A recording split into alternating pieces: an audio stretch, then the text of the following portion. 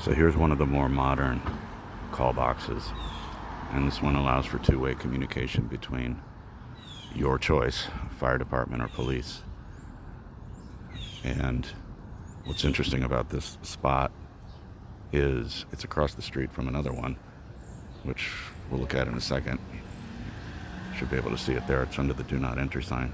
That's another decapitated one that is just nothing, serves less purpose than a tree stump. I mean, you can at least sit on a tree stump. You can't do anything with that hulk, but this is the type of device that allows for the tapping method, and that's like what I guess you'd call a form of Morse code, where people who are unable to speak or have speech disorders are know how to tap onto this thing in such ways that whoever responds, the dispatchers are trained to understand what the code means. So the older ones don't allow for that. And let's go across the street to check in on the decapitated one, the headless horseman, whatever you want to call it.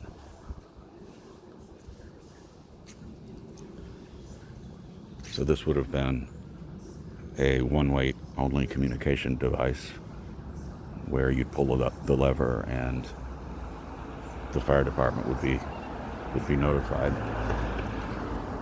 What I'm not seeing at this location is the red light on top of a light post.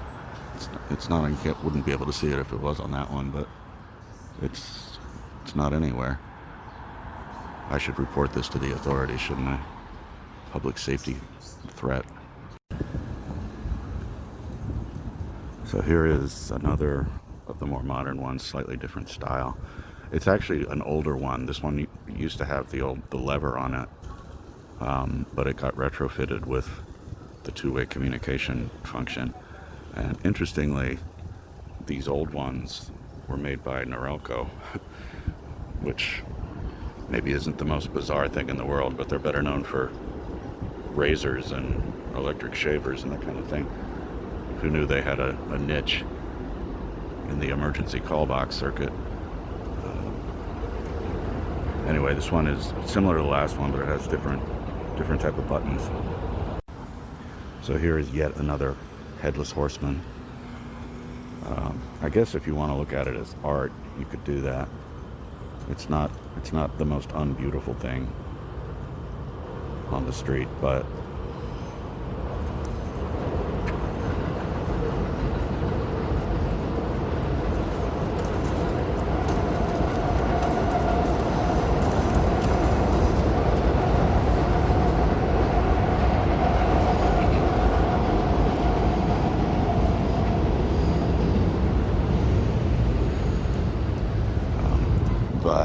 I was waiting for the noise to stop.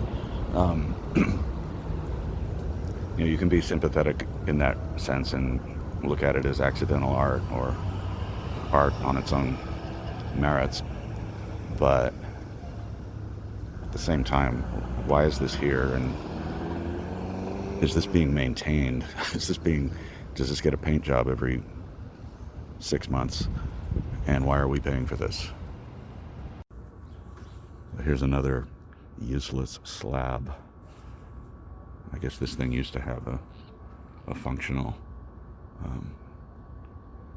was probably a two-way mechanism. But for now, all this thing does is get in the way. And if it goes without saying, or if I've neglected to say it, it's because I'm so used to seeing it, but these things are obviously magnets for graffiti. And this is hardly even the worst, most defaced one that you'll see, but like I said, you get so used to seeing it, you just kind of forget about it after a while.